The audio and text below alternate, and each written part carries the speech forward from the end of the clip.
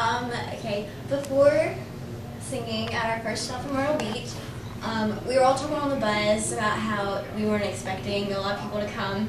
So before we sang, everyone was doing arts and crafts, and me and Esther went around the whole campground, and we're just inviting people, telling them what we're doing. We're going to sing, and if they want to come do arts and crafts, they can.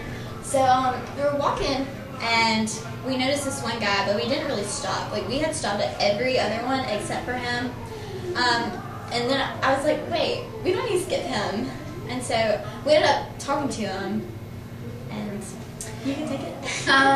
We ended up talking to him, and we just we invited him to come in here, sing at 7. You know, it was a free show, so if he like had any extra time or had nothing to do, to come and watch us perform. And we like told him about we were a Christian church group from Alabama, and you know, it would just be great if he would show up. And he saw our signs for like face painting and free show, and he's like, oh, I have kids, so like maybe I'll bring them too.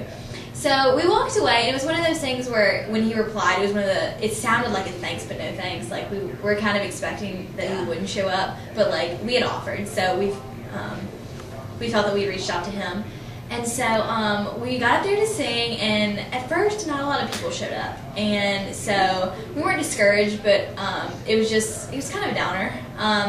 And then more and more people started filling in, and all of a sudden this guy walks up, and his wife wasn't there, and I don't think his kids showed up. I didn't see him with any kids.